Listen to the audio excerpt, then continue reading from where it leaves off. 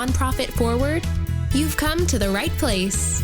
Welcome to the Nonprofit Architect, where we are giving you the actionable steps you need to launch and grow your nonprofit organization. Now, here's your host, Travis Johnson. Hey, welcome. I'm here today with Courtney DeRonde from TDT CPAs and Advisors. Courtney, how you doing today? I'm doing good, Travis. Thanks for having me on. Hey, no problem. I love bringing in special missions people like yourself, special projects like in the military, because you do something specific and down to the point. You're not a nonprofit. You are a business, but really you're a business because you have special skills in the CPA and advisory world. Tell us a little bit about what you do with TDT CPAs and Advisors. Yeah, so TDT is a boutique accounting and advisory firm. So our focus is on helping successful leaders of small businesses and nonprofit organizations to really understand how they can use financial information to leverage their mission and their business to grow and scale. So my role at TDT, I am the managing partner, but I've been with the firm for my whole career. So most of my career was spent serving clients, primarily nonprofits, as well as small business owners. But now my primary role is, rather than serving clients, I get to, lead our firm as our CEO, managing partner, but two, I'm responsible for our business development efforts. So I get to talk to prospective clients and existing clients about what issues they're facing and how we might be able to help, and then match them up with the best team members within our firm to help them. You see, I like that because most people just match someone up with the next person available. And if you don't do that, that is wonderful news. I can't tell you how many times I've been stuck in a position just because it was the next available slot, but it had nothing to do with my talent, skills, or abilities. And it wasn't a good match. And there's nothing like just putting someone in the next open slot. It has no real purpose or value other than you needed a body. Then why do you have them on staff in the first place? So we're going to get into a couple things today. We're going to talk about reasons nonprofits will fail in 2021. We're going to talk about what successful nonprofits are doing that unsuccessful nonprofits are not doing. We're going to talk about how nonprofits can end up owing taxes, even though they're a nonprofit organization. We're going to cover 5 blind spots that come up when running your organization, and at what level are you going to have audits that are required when you start getting above certain giving levels. So that's a lot to cover in one episode. Courtney, are you up for it? I'm up for it. Yeah, we can see where it goes. I'm glad to talk about any or all of those topics. I tell you what, those of you that are not watching the video right now, Courtney's got the blinds open behind her firm. She's in like Des Moines, Iowa, and there's snow on the roof of the building behind her, which I just think is great. I grew up in northern Minnesota, and that's the one thing I miss about the holidays is the snow. I don't mind not working in the snow, but holiday time, you want to see snow. I don't think this is going to come out till like June. So this is like February 1st when we're recording this. All you guys listening when it comes out, what do you mean snow? You guys crazy snow? Courtney, tell us, what are the 3 reasons that nonprofits are going to fail in 2021? Yeah, I think one of the challenges that you want to get out ahead of in order to avoid failure is to know the profitability of your programs.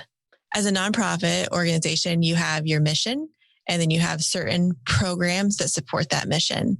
Some of those programs yield you profit. So you make more revenue than you have to expend. And that creates some margin that you can use to subsidize other programs that aren't as profitable. But you have to know which programs are making you money and which ones are costing you, so that you can decide first, the ones that are costing you, do they really align with your mission?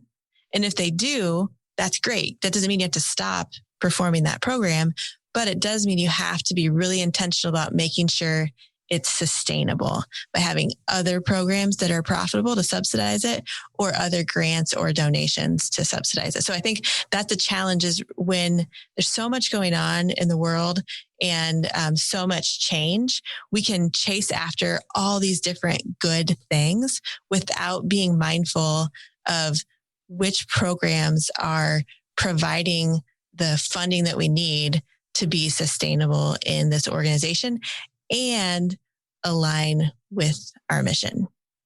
Yeah, I think that's important to at least understand and be aware of.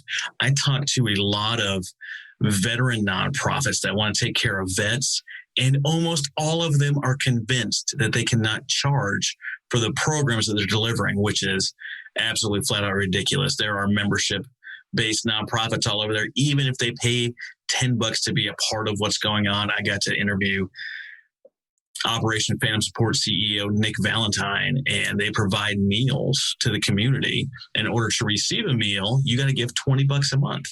Why that's so great is the guy in front of you in line and the family behind you in line, you're all supporting each other by paying $20 a month to help feed everyone in the community. There's nothing wrong at all with charging for a program or charging to be a member of a group that's providing a program. So I think that's important to highlight. So that's definitely one of the reasons nonprofits might fail if not paying attention to in 2021. What's another reason? Another one is not projecting their cash flows. So sometimes you'll be focused on how much money do we have right now? What is the bank account balance? And what we really need to be looking at is, where do I expect my bank account balance to be going, up or down? So looking at, where are you at today? How much cash do you have that is available to use for operations? So if you've already started an endowment and you have some funds that can be distributed from that, if you have an operating reserve, or if you just have one, plain old checking account, know what you're starting with. And then look out over the next several weeks. We suggest, if you have a lot of volatility, look at it on a week by week basis over, say, 12 to 16 weeks. If things are pretty stable or certain, you can look at it monthly. But you're looking at, what are the cash inflows I expect to come in week by week or month by month? When are these grants going to be received? If people have made pledges or promises to give, when are those going to come in? If you do provide any fee for service or products for fees, what's the timing of those collections? And then what's your outflow? What weeks do you pay any kind of payroll or contract labor? What weeks do you have to pay for insurance or rent? And then what's the projected cash balance? You have to look at that as a tool to see, where do I think I'm going to be either low on cash or negative on cash. So this is a tool not just to know where you're at today, but to look out and see where there might be issues or challenges on the horizon, because that's just a symptom of some other underlying issue that you've got to deal with. Yeah, I know we've said it on the show many times that nonprofit is a tax status, not a business plan. And what you're talking about is legitimate business things. Like, where's my money going to be? Where's my cash flow at? When am I expecting new things? And if you're a nonprofit listening to this right now and you're like, what do you mean you guys are supposed to have money that you've planned on? Time to start pumping up those monthly recurring donations. Give them a free t-shirt in exchange for $20 a month. Get people on board with you. It's not enough for them to give one time. They need to be in your monthly recurring donor pool so you can actually plan out your year. What's reason number 3 nonprofits are going to fail here in 2021? So I think reason number 3 is that they don't have accurate, timely financial information to tell where they're going and to be a basis for predicting where they're headed. So I think a lot of times organizations are so busy focusing on the mission and the work that the finances are something that somebody else worries about at some other point in the year. And it's really crucial to have systems in place where you can be tracking all the transactions that are happening in your organization and reporting on them and having that visibility. Again, this is not just looking at how much money do we have in the bank. It's really getting an understanding of, how are our programs performing? What is the amount of reserves that we have? Are we building any reserves? Are we consistently diminishing our reserves? Where are we at? And then once you've got that under control, you can use that to propel all kinds of forecast and projections and budgets to be able to predict and track where you're headed. But if you don't have that foundational, accurate, timely, historical financial information, you're not going to be able to have any basis for any planning or forecasting. Yeah, absolutely. I got a call this weekend from a nonprofit in need. They said they're behind by about $7,500. And I said, "What's up, brother? Why didn't you call me, months ago?" Well, it turns out as soon as COVID hit, all his normal means of fundraising were shut off. And instead of pivoting, trying something new, reaching out, he just held on to try to weather the storm, hoping that COVID restrictions would be lifted. And he waited 10 months to reach out for help or advice. That's not recommended. That's not recommended for a lot of things, because I know he was struggling, and I know a lot of nonprofits were struggling. But I also talked to a whole group of nonprofits that 2020 was the record-breaking year of donations, because just because something like COVID happens doesn't mean your mission stops, doesn't mean there's no longer people in need, doesn't mean that everyone has lost their job, because there was millions of people making more money than they've ever made. Don't be scared to reach out to myself, to Courtney, or to someone else in your network when times are tough. Times are tough. They happen. They happen on a regular basis, a couple times a year.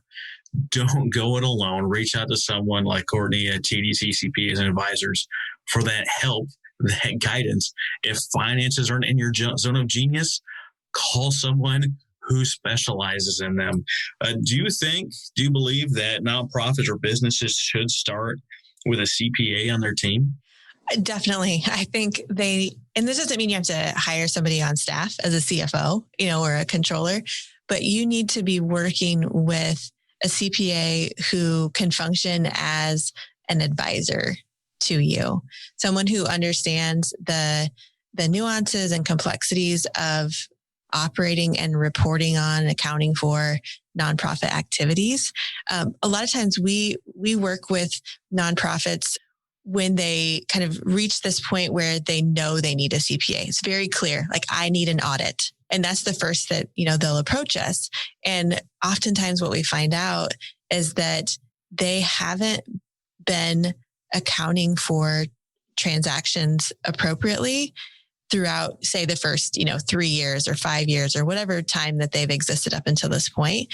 An audit at that point is really painful and really expensive, because we have to go back through and dig through all of this information, not to mention the fact that they just haven't been upholding their fiduciary responsibility to honor.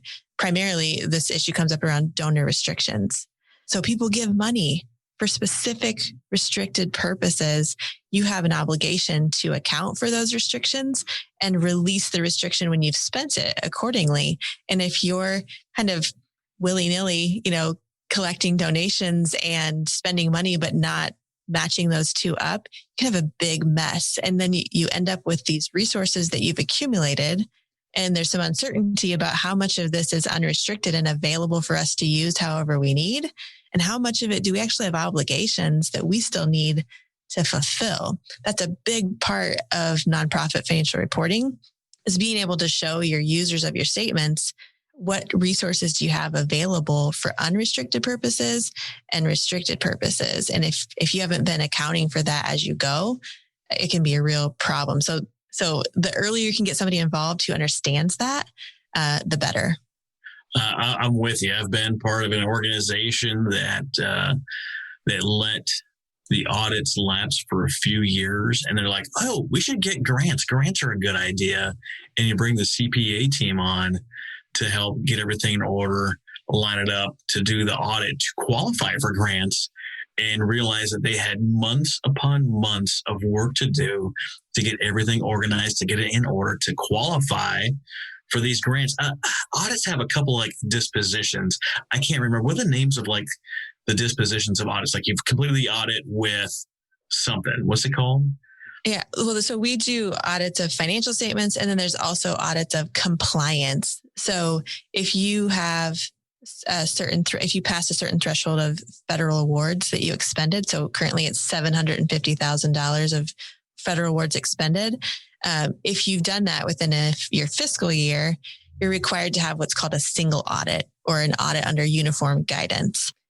So when we talk about an audit of financial statements, what that means is that as the auditor, the CPA is obtaining an understanding of your organization and the processes and controls that you have in place, the nature of your financials, so that we can assess the risk that something's gone wrong that could lead your financials to be materially misstated.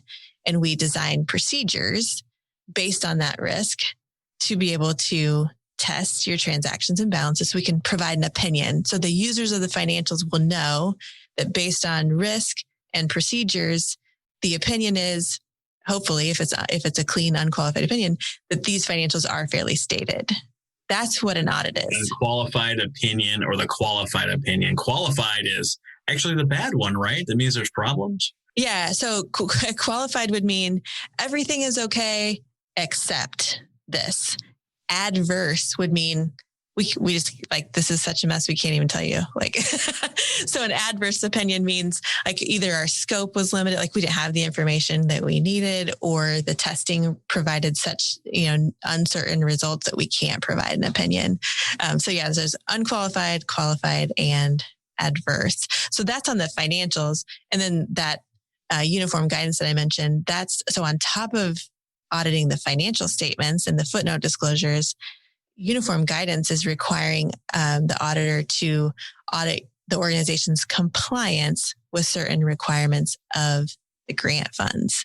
So there's all these different requirements attached to getting federal money, and an auditor has to test whether or not the organization complied with those requirements. And again, there can be, unqualified, qualified, or adverse opinions around that. I have never in my life been so excited to be unqualified at something. It was yeah, it seems kind of backwards, doesn't it? It does. I mean, I don't know why. That's why you need a CPA, just because you can't understand the lingo. That's why you get the specialist brought in here. So what are some successful nonprofits? What are they doing that unsuccessful nonprofits are not doing? What's the gap? What are people missing? Yeah, I think having systems in place to account for transactions at a more detailed level. So what grant is this expense associated with? What restriction does this donation have? And putting the resources around having people in place, either internal employees or outsourced accounting firms, to record those transactions properly so that you can really tell what is going on with those organizations. Because back to the beginning when I mentioned program profitability, you can't measure your program profitability if you're not entering transactions with those kinds of classifications and tags attached to them. I mean, not without a lot of additional, like you said, not without spending weeks digging back through all the details. So organizations who are doing this well have really optimized their process around cash receipts and cash disbursements and payroll to be able to record transactions at the appropriate level of detail. Their chart of accounts is, robust enough that they are accounting for these different grants, but they don't have, tons of minutia that's not important. So they're being able to record transactions accurately and timely so they can report back out and use that information to see how they're doing and to evaluate where they're going. Now, if you're listening to this and you just heard that last little diatribe by Courtney, you might have got hung up on some of the technobabble because you're not familiar with how accounting works. You have money that comes in and might be qualified and you can only use it for this stuff. And you have to be able to have separate pots of money based on whatever the rules are attached to this money coming in. And you have to account for it properly when it comes in, when it goes out, and what it's used for. Does that about sum it up, Courtney? Mm-hmm. Yep, exactly. And those are restrictions. This is something that I think is also another issue that sometimes we find, especially with nonprofits that are newer and still trying to figure these things out, is that only a donor can restrict the use of the funds. If your board or you as the executive director have made a decision to designate funding that you got for a specific purpose, you can undesignate it, but you cannot unrestrict money that a donor put a restriction on. So a lot of times, especially nonprofit boards, will get confused about whether resources that they have are designated or restricted and what that means for how can we use these funds. So restrictions are put in place by donors, and you can't undo them without going back to the donor to get permission. Designations are internal and can be lifted with, a board vote, or, depends on your bylaws, things like that. So knowing the difference and accounting for that properly, showing on your financial statements, okay, this is the money we have. We've designated it for this purpose. That's different than this money has been given to us and is restricted for this purpose. Yeah. For you out there listening, if someone comes to you as a donor and offers you money with restrictions, you can decline their donation. Talk to your board, make sure it aligns with your mission, vision, and goals.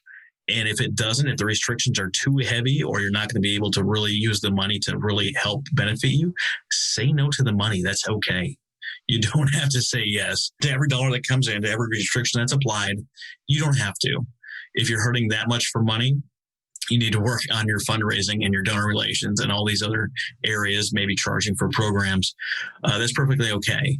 But to have some donor come in and try to dictate every little detail of your life, you can say yes and take that and take on those restrictions, or you can say no, thank you. And there's nothing wrong with that either. Have you ever, come across a situation where nonprofits actually owe taxes? And what does that situation look like? Yeah. Yes. So there are some instances where a nonprofit will owe taxes. It's called unrelated business income. So if you are carrying out activities that are not related to your mission, or have some kind of profit motivated focus, like you're selling advertising or something like that, there can be situations where you have created a taxable event. You can also, probably the most common thing we see where people run into issues is inadvertently they have let their exempt status lapse because they're not properly reporting their activities to the IRS. And so if you don't file the appropriate tax forms on an annual basis, after a few years, your status will be pulled. Your tax exempt status will be pulled. And then all of a sudden you are subject to tax. And normally, we've helped organizations with this. Normally you can go back and apply for reinstatement, but it is a painful, costly experience. You have to file all these reports and gather all this information. And so, that can be, not just by performing activities that really don't align with your mission, you can also end up with everything, even if it aligned with your mission, being taxable if you're not careful about protecting your exempt status. I got you. I was reading, I try to keep up on nonprofit news, and I have a collection of smart people that I follow. And I was reading Dr. William Clark, and he was talking about, you have this great space. You're a dance troupe. You have an auditorium, and you're like, you know what? We could make some money if we rent out this auditorium and charge, movie tickets. What a great way to get money coming in. And then, oh, by the way, that is not aligned with your mission. And now you're going to be charged taxes based on the money brought in from this avenue. So definitely something to watch out for. I mean, you've already qualified why on earth you should have a CPA, because most people get into this thing with a big heart and they're not really nonprofit savvy or business savvy, but the nonprofit savvy is they're not up to speed on compliance and understanding the details and the inner workings of what it takes to make sure to keep the IRS happy. The IRS is a great organization when you follow the rules. And I have found more often than not that you call them up, and you give them a little sweet words and be like, "Oh, how are you doing today? I am so excited. I have some questions for you. I want to make sure that we're on the same team on this. How do I take care of this problem?" And I tell you what, they'd much rather help you stay out of problems than come after you when you're not in compliance. So definitely use them as a same team member and make sure you are up to speed with that. So you've been doing volunteer work on the side your whole professional life. Tell us a little bit about that, Courtney. In my career, I've volunteered with lots of different organizations. As a CPA, they often want me to be the treasurer, which I sometimes have served in that capacity. But I think what it has given me is a whole other perspective on the board and governance level. So as an accountant or an auditor or a CPA serving nonprofits, we have certain roles and responsibilities. And then as a volunteer board member, you have a whole nother set of responsibilities. And so I think it's been a really good way for me to kind of see the other side of the coin. Same thing for me in leading our business, our firm, and being an owner in our firm. I see the small business ownership side as well. Volunteering on a board has given me a whole other perspective, kind of sitting in the shoes of a lot of the clients that I normally am serving or reporting to. So you get the kind of the behind the scenes look, and you understand where nonprofits are coming from when they show you different things. It's not like, I kind of feel like this could be an area of shame for startup nonprofits. Look, it's okay to not know what you're doing. That's why you're reaching out to someone like Courtney, because you need help, because you just didn't know. It's not likely that you knew the right thing to do and you're like, I'm just going to create a big mess for Courtney to come in and fix, which I'm sure she would for the right price. But it's okay to not understand all the things you need to do. It's not okay to know that you don't know and then not seek help and not seek guidance and not seek professional. Are you going to pay for it? Yeah. Is it worth the money? You betcha.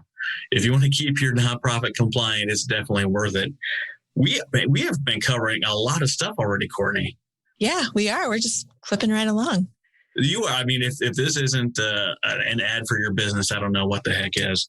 You also wanted to talk about the 5 blind spots you're going to encounter when running an organization while you're trying to grow. What are those 5 blind spots? What's number 1? Yeah. So the first one is that you have really reached the end of your limits and you know there's got to be a different way. As your organization grows and scales, the way you approach kind of getting to this point is going to stop working. If the way you got here was by kind of figuring things out and doing a lot of it yourself, that's very common for startup businesses, for startup nonprofits. There's maybe one person doing everything, right? You're delivering programs, you're raising money, you're recording in QuickBooks, you're taking money to the bank, you're doing it all. And as you grow and scale, there will be a point where it no longer makes sense. You're not serving the organization well by continuing to wear all of those hats. You have to really start focusing on how you as the leader best contribute to the organization. And then through outsourcing or other employees, find other people to take on other aspects of the organization.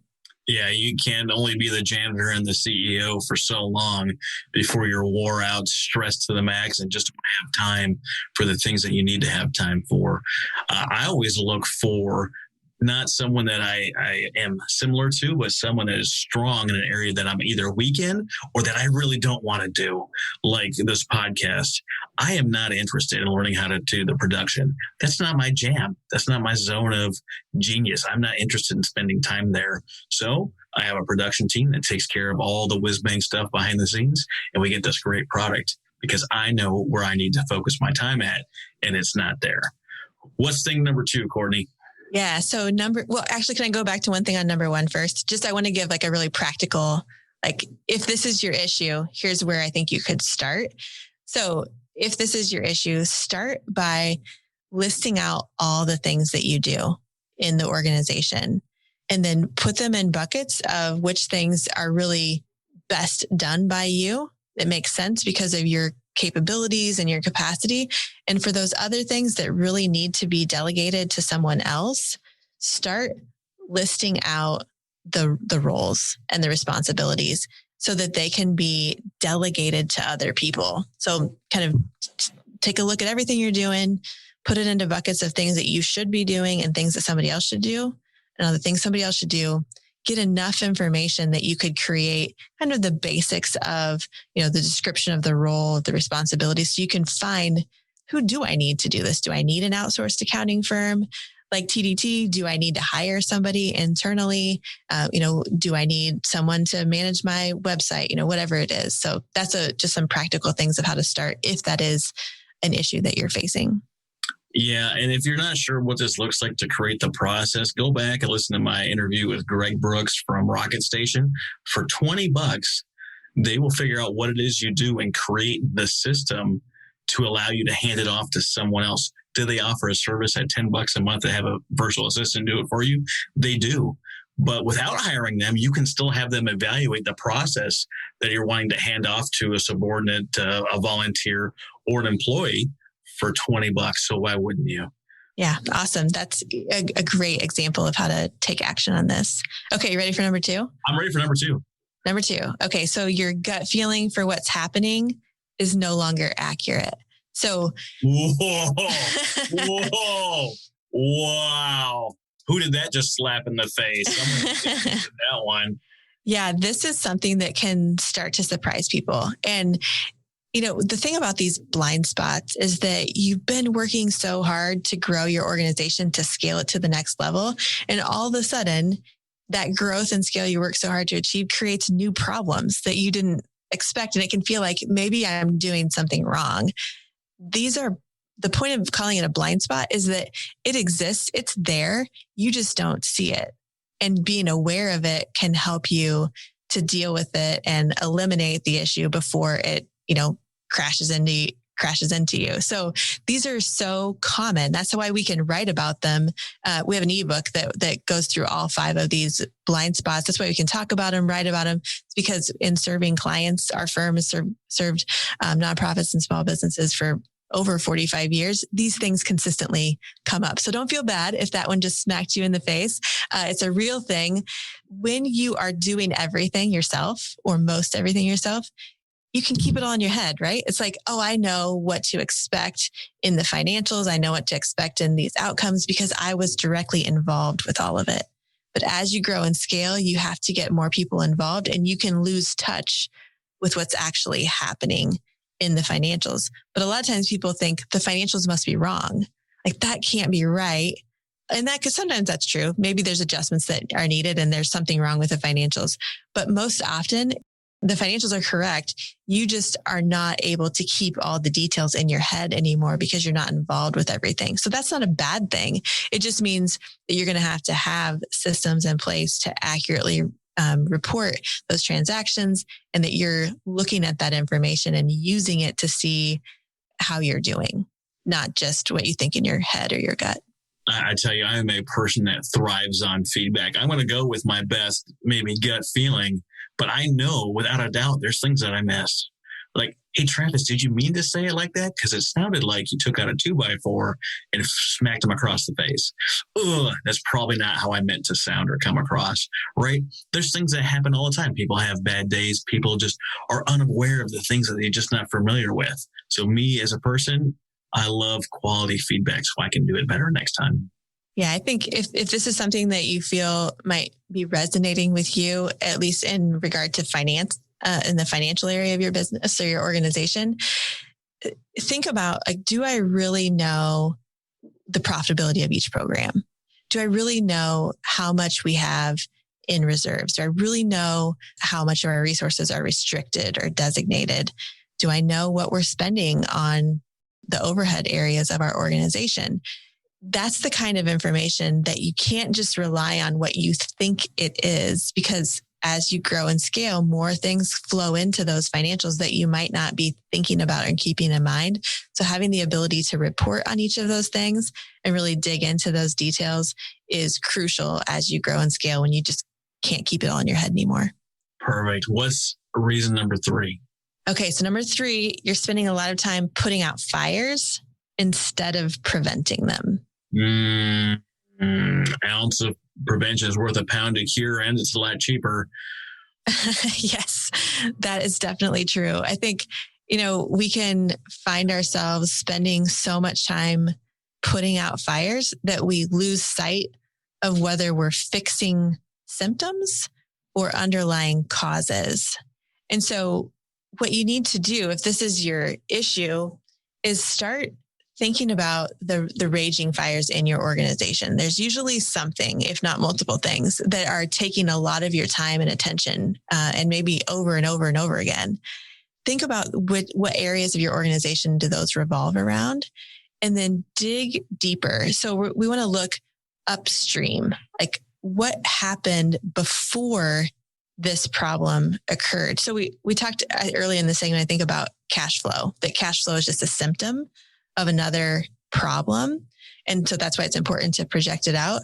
So if you think about that example, cash flow might be the fire that's raging, but there are underlying reasons for your cash flow problem. And you have to dig deeper into what is happening in the organization. What are my people doing? What activities are going on?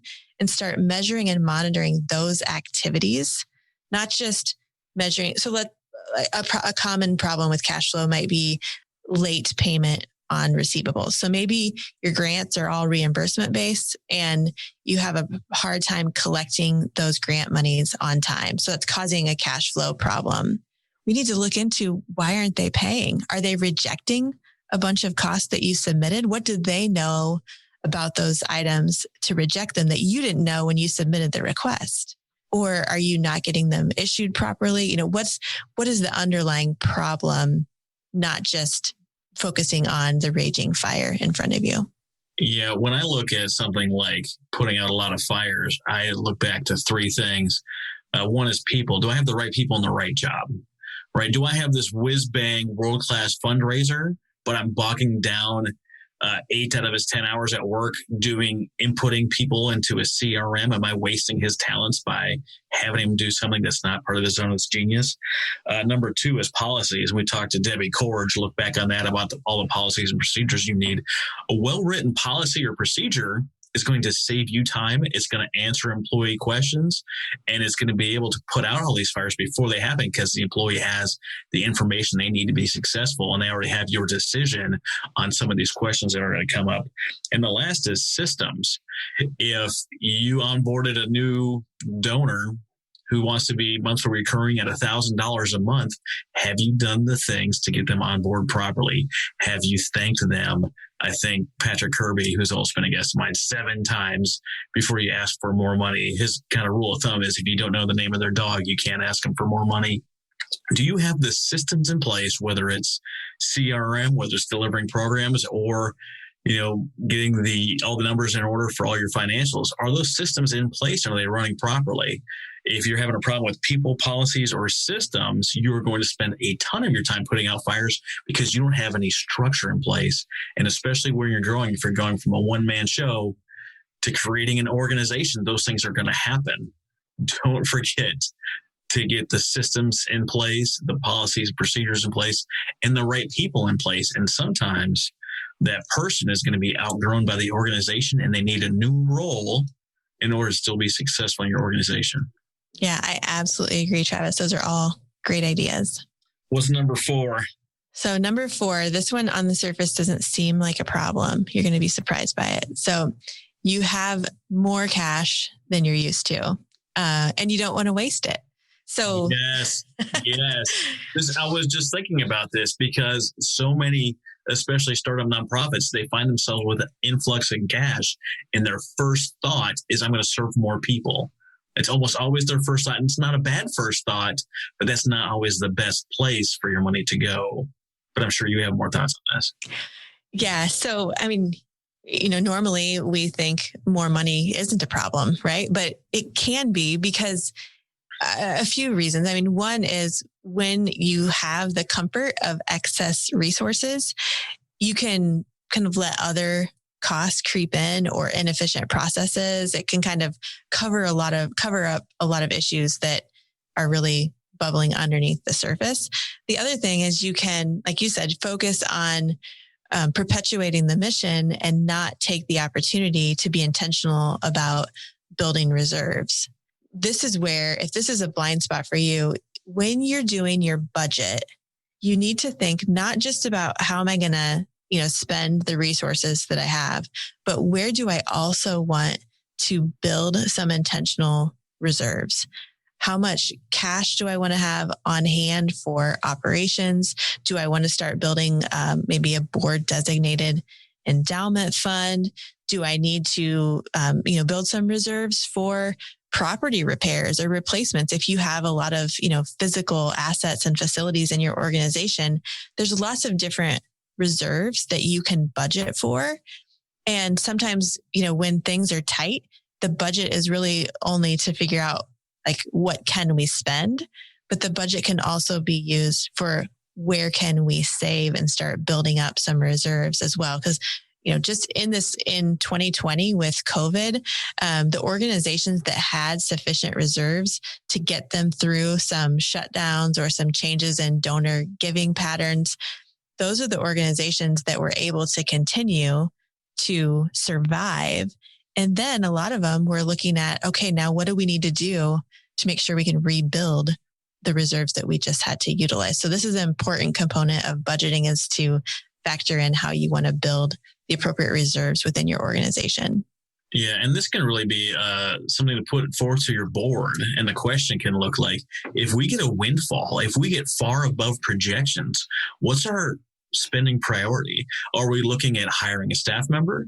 Are we looking at creating a fund like you managed? All the best organizations have a fund where they use the interest accrued every year as part of their budget instead of using the principal, which is fantastic. Maybe you're looking to upgrade your property or buy a vehicle. But if you haven't thought about these things ahead of time, the tendency is to default to, I want to serve more people. You do, but what's the best way to do that? Maybe the best way to do that isn't delivering programs directly.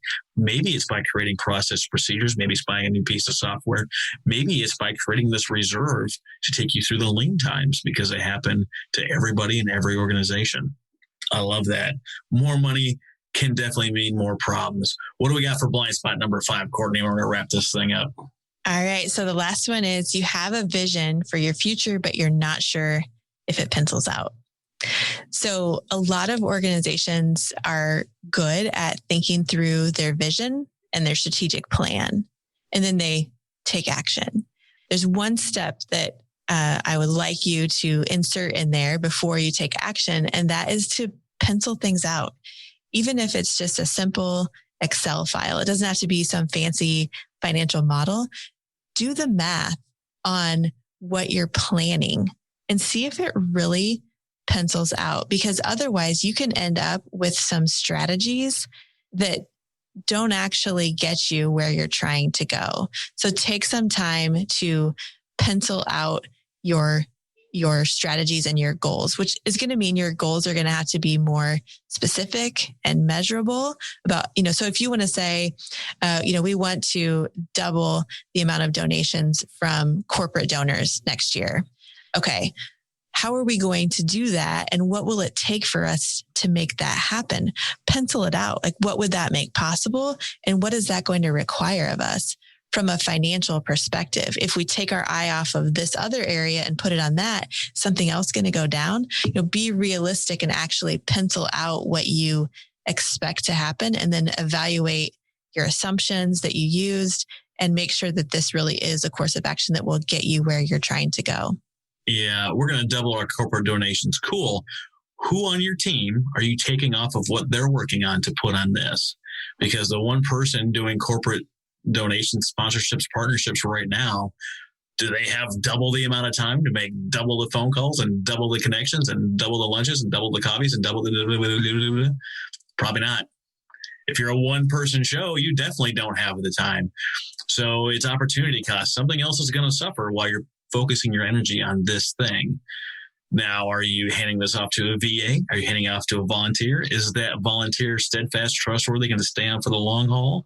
Is this someone in transition? What are you looking at? Are you evaluating your staff to see where this energy is going to come from? And if you are shifting the focus over here, what else are you saying no to? Is there a program you're doing you have to shut down because you can no longer do it? Looking back at those program costs and see what is actually being profitable. Is this going to be that you're going to stop writing grants and you're going to pull your grant writing over to do this thing? What are you saying no to in order to say yes to this? That's a great question. Yeah, I completely agree. And I think another scenario we've seen where this has been helpful, this financial modeling or penciling things out, is we had a client we helped a couple months ago who had burned through a lot of their reserves because they had to be closed. And so the board decided they were going to do a capital campaign to raise some money to replenish the reserve. And so we help them look back historically and project out to the future. What do we think we really need so that we don't have to go back every year and do this again?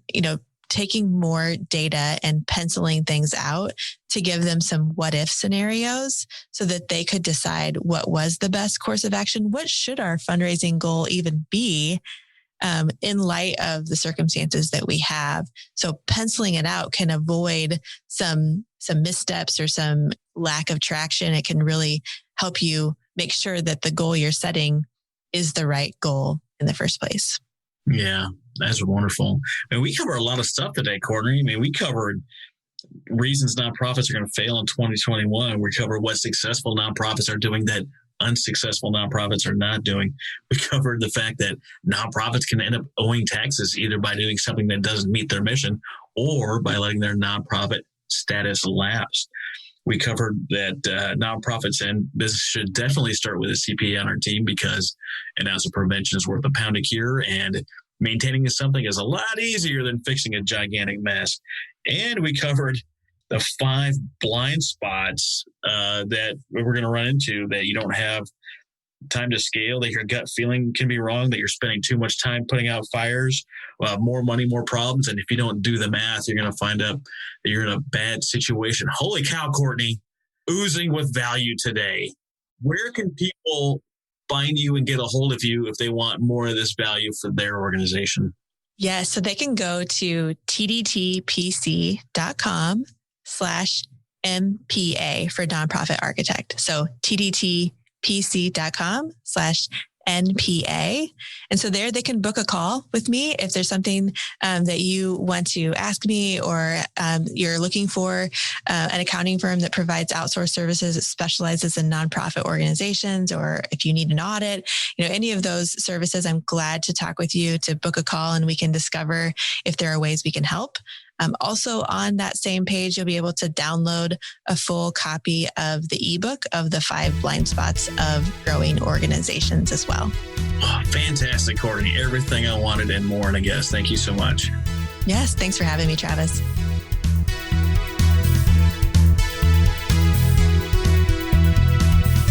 You've been listening to The Nonprofit Architect. To listen to all our past shows, visit http://nonprofitarchitect.org. And be sure to subscribe, rate, and review our show. Thank you.